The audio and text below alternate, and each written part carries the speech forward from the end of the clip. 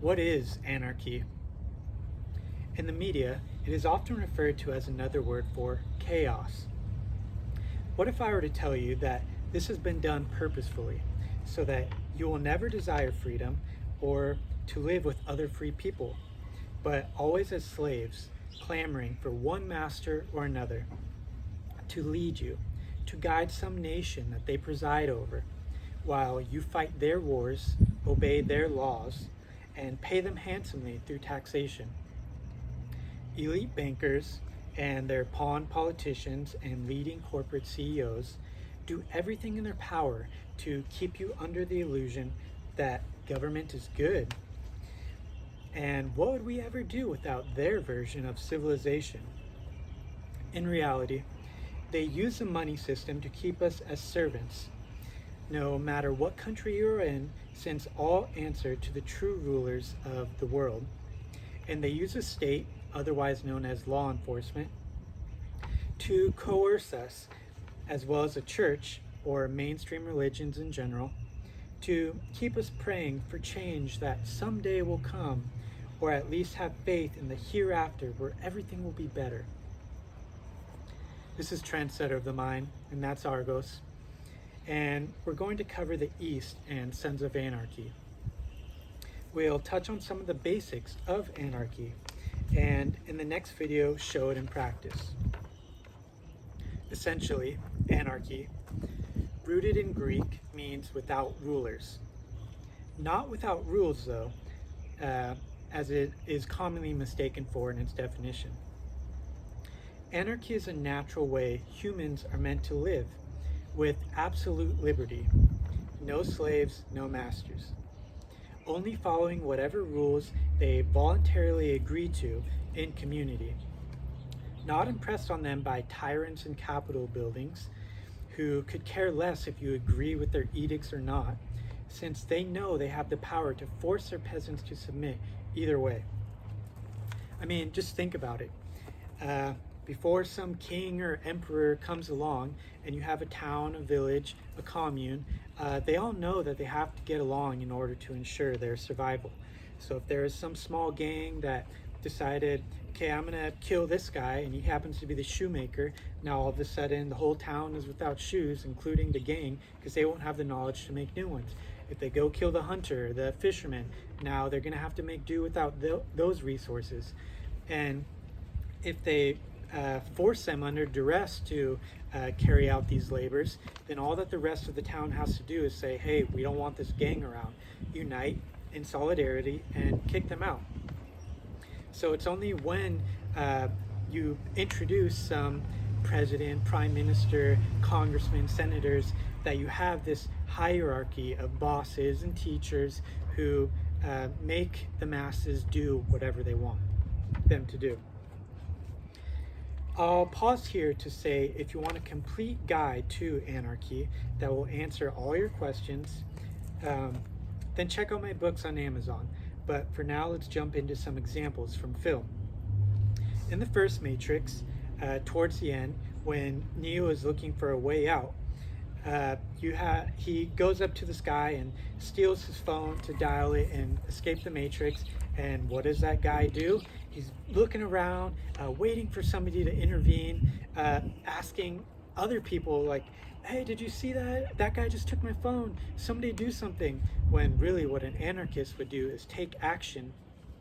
Or if there's other anarchists nearby and they see a wrongdoing happen, they would help to stop further harm coming to that innocent, not just watch, as we're taught to do, like, oh, let's just let the police handle it. We don't want to get in the way of that.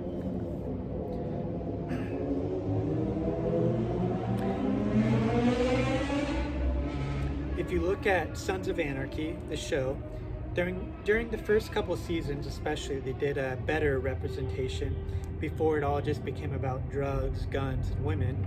Again, probably just to give a bad connotation with the word anarchy.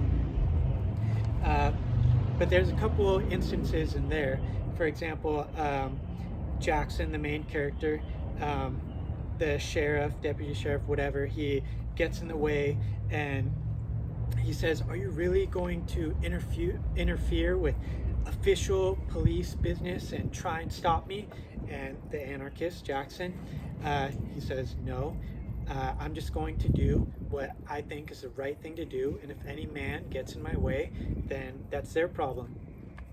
Because really, anarchists don't care whatever label you want to call yourself or whatever restrictions society places on them.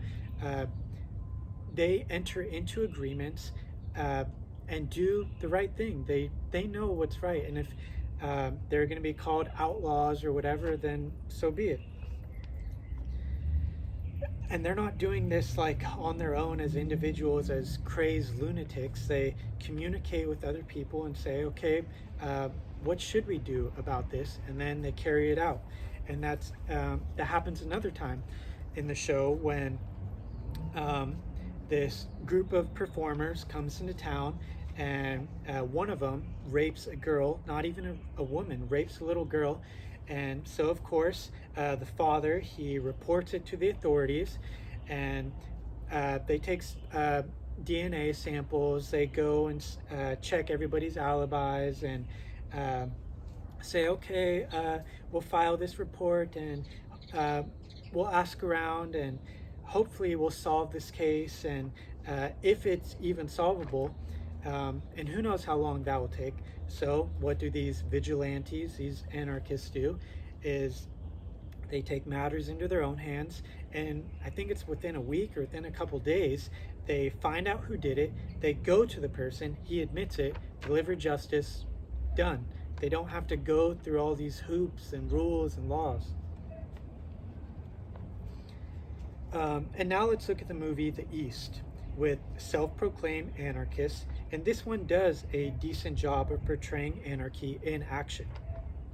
Spoiler alert, the plot highlights the journey of truth and self-discovery made by an undercover agent as she infiltrates an anarchist cell, only to come to terms with how much she agrees with them over time, and how much that engineered society has taught her is actually a big misconception.